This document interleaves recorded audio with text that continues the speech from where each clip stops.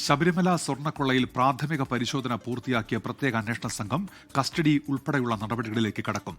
കേസിലെ മുഖ്യപ്രതിയും സൂത്രധാരനുമായ ഉണ്ണികൃഷ്ണൻ പോറ്റിയെ ഉടൻ കസ്റ്റഡിയിലെടുത്ത് ചോദ്യം ചെയ്തേക്കും. സ്മാർട്ട് ക്രിയേഷൻസിന്റെ ഇടപാടുകളിലെ ദുരൂഹത സംശയിക്കുന്ന അന്വേഷണ സംഘം തുടരന്വേഷണത്തിൽ സ്ഥാപനാധികാരികളെയും പ്രതി ചേർത്തേക്കും. വിവരങ്ങളുമായി തിരുവനന്തപുരത്ത് നിന്ന് മനീഷ് മഹിപാലാണ് ചേരുന്നത്.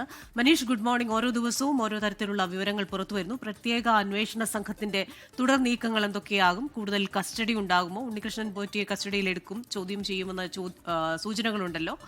ഒപ്പം തന്നെ ഈ സ്മാർട്ട് ക്രിയേഷൻസുമായി ബന്ധപ്പെട്ട ഇപ്പോഴും നിലനിൽക്കുന്ന ചില ഉത്തരം കിട്ടാത്ത ചോദ്യങ്ങളുമുണ്ടല്ലോ. കഴിഞ്ഞ 4 ദിവസങ്ങളായി പ്രാഥമികമായ പരിശോധന നടത്തുകയായിരുന്നു. ചെന്നൈയിലെ സ്മാർട്ട് ക്രിയേഷൻസ് എന്ന സ്ഥാപനത്തിൽ നടത്തിയ പരിശോധനയിൽ ശബരിമലയിലെ സ്വർണ്ണപ്പാളിയെ സംബന്ധിച്ചുള്ള എല്ലാ രേഖകളും ഇല്ല. 2019 ജൂലൈ ഓഗസ്റ്റ് മാസങ്ങളിലൊക്കെ തന്നെ ഇതുമായി ബന്ധപ്പെട്ട അറ്റകുറ്റപ്പണിക്ക് വന്നത് സംബന്ധിച്ച് പല കാര്യങ്ങളിലും സ്മാർട്ട് ക്രിയേഷൻസിന് വ്യക്തത വരുത്താൻ സാധിച്ചിട്ടില്ല. അങ്ങനെ സ്മാർട്ട് ക്രിയേഷൻസിന്റെ ഇടപാടുകളിൽ വലിയ സംശയം, വലിയ ദുരൂഹത നിലവിൽ SIT സംഘം ഇത് സംബന്ധിച്ച് അവർക്ക് സംശയിക്കുന്നുണ്ട്.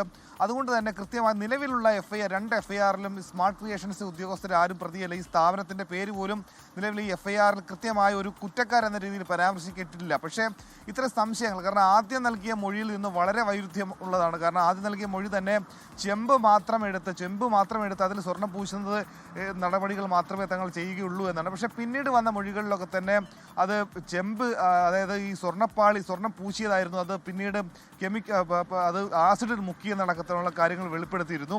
ഇതുമായി ബന്ധപ്പെട്ട് നേരത്തെ, അതായത് ഉണ്ണികൃഷ്ണൻ പോറ്റി വഴി, അനന്തസുബ്രഹ്മണ്യം വഴി അത് ചെന്നൈയിൽ എത്തുന്നതിന് മുൻപ് ബാംഗ്ലൂരും ഹൈദരാബാദും കേന്ദ്രീകരിച്ച് ഈ സ്വർണ്ണപ്പാളി എത്തിയിരുന്നു.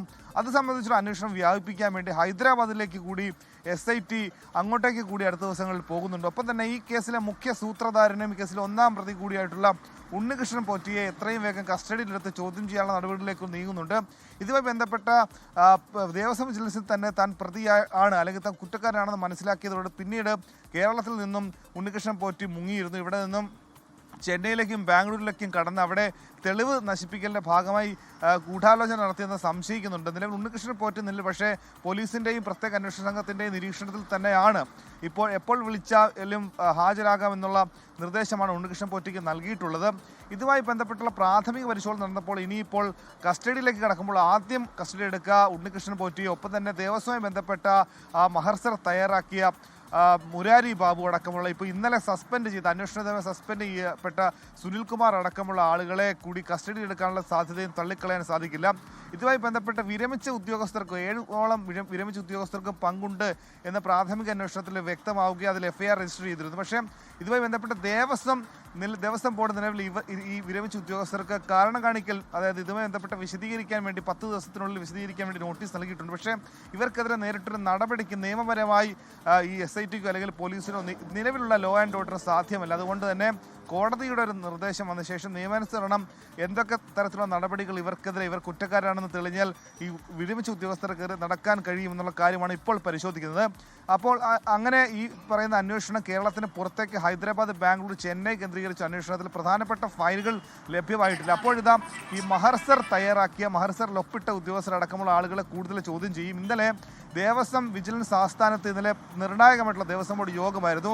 അതേ ദിവസം തന്നെ SIT സംഘം അവിടെ എത്തി ദേവസ്വം വിജിലൻസിൽ നിന്നും പല വിവരങ്ങൾ, SP ഈ കേസിൻ്റെ പ്രാഥമിക റിപ്പോർട്ട് കോടതിക്ക് സമർപ്പിച്ച SP ആയിട്ടടക്കം കൂടിക്കാഴ്ച നടത്തി പല കാര്യങ്ങളിലും വിവരശേഖരണം നടത്തിയിട്ടുണ്ട്. പക്ഷേ നിലവിലത്തെ ബോർഡ് പ്രസിഡന്റോ അല്ലെങ്കിൽ ബോർഡ് അംഗങ്ങളുമായ കൂടിക്കാഴ്ച നടത്തുകയോ അവരിൽ നിന്ന് വിവരശേഖരണം നടത്തിയിട്ടില്ല എന്നാണ് നിലവിൽ ലഭിക്കുന്ന വിവരം.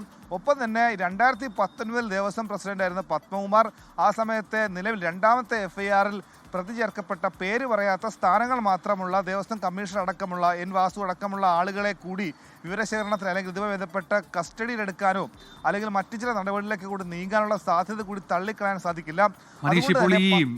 ഹൈദരാബാദിലേക്ക് നേരിട്ട് എത്തിയിട്ടുണ്ടോ ഇതിനോടകം SIT? നിലവിൽ ഹൈദരാബാദിലേക്ക് നേരിട്ട് എത്തിയിട്ടില്ല. പലതരത്തിലുള്ള വിവരങ്ങൾ തേടിയിട്ടുണ്ട് എന്നുള്ള വിവരം നമുക്ക് ലഭ്യമായിരുന്നു. ചെന്നൈയിൽ സ്മാർട്ട് ക്രിയേഷൻസിൽ 2 തവണ പരിശോധനയ്ക്ക് എത്തിയിരുന്നു. ഇപ്പോൾ ഈ ഹൈദരാബാദിലേക്ക് പോകാനുള്ള കാരണം ഏകദേശം 10-35-40 ദിവസത്തോളം വൈകി ഉണ്ണികൃഷ്ണൻ പോറ്റി സന്നിധാനത്ത് നിന്നും ഈ സ്വർണ്ണപ്പാളി ദ്വാരപാലക ശില്പത്തിലെ സ്വർണ്ണപ്പാളി ചെന്നൈയിലേക്ക് എത്തിക്കുന്നതിന് നേരിട്ട കാലതാമസം അത് ബാംഗ്ലൂരിലും ഹൈദരാബാദിലും എത്തിച്ചത് എന്തിനു വേണ്ടിയിട്ടാണ്? ഇത്തരത്തിലൊരു കാലതാമസം ഉണ്ടാക്കിയതിൻ്റെ പിന്നിലെ കാരണങ്ങൾ എന്തൊക്കെയാണ്? ഒപ്പം തന്നെ സ്മാർട്ട് ക്രിയേഷൻസ് നിലവിൽ നൽകുന്ന മൊഴിയിലൊക്കെ തന്നെ വലിയ വൈരുദ്ധ്യമുണ്ട്. കാരണം ഇത്തരത്തിൽ എന്തെങ്കിലും സ്വർണ്ണപ്പാളിയിൽ മാറ്റം വരുത്തിയിട്ടുണ്ടാകാം, അതിനുശേഷമായിരിക്കും സ്മാർട്ട് ക്രിയേഷൻസിൽ എത്തിയത്. പക്ഷേ എന്തുകൊണ്ടാണ് സ്മാർട്ട് ക്രിയേഷൻസ് ഉണ്ണികൃഷ്ണൻ പോറ്റിക്ക് അനുകൂലമായ നിലപാടെടുക്കുകയും പിന്നീട് ആദ്യം പറഞ്ഞ മൊഴിയിൽ നിന്ന് വ്യതിചലിച്ചത്? ഒപ്പം തന്നെ ഈ ഹൈദരാബാദിൽ മറ്റു ചില ബന്ധങ്ങൾ കൂടിയുണ്ട്. കാരണം സ്മാർട്ട് ക്രിയേഷൻസിന്റെ സിഇഒയ്ക്ക് മറ്റു ഒരു അനുബന്ധ സ്ഥാപനം കൂടി ഹൈദരാബാദിലുണ്ട്. അതുകൊണ്ട് തന്നെയാണ് ആ തരത്തിൽ കൂടി അന്വേഷണം വ്യാപിപ്പിക്കുന്നത്. അങ്ങനെ ഈ സ്മാർട്ട് ക്രിയേഷൻസിന് അനുബന്ധ സ്ഥാപനത്തിൽ അല്ലെങ്കിൽ മറ്റൊരു ബ്രാഞ്ചിൽ ഈ സ്വർണ്ണപ്പാളി കൊണ്ടുപോയിട്ടുണ്ടോ, അവിടെ വെച്ചാണോ രാസമാറ്റം നടത്തി അടക്കമുള്ള സംശയങ്ങളുണ്ട്.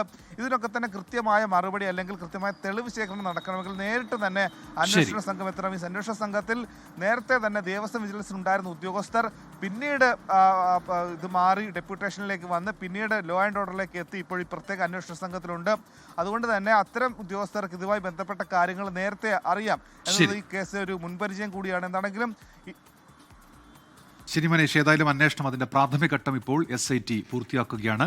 മനീഷ് മഹിബാലാണ് വിവരങ്ങൾ നൽകിയത് തിരുവനന്തപുരത്ത്. ലോകത്തെവിടെയായാലും ഏത് സമയത്തും 24 വാർത്തകളും ഓഗ്മെന്റഡ് റിയാലിറ്റി പാക്കേജുകളും എക്സ്പ്ലെയിനറുകളും വിശദമായി കാണാൻ ഞങ്ങളുടെ യൂട്യൂബ് ചാനൽ നിങ്ങൾക്ക് സബ്സ്ക്രൈബ് ചെയ്യാം.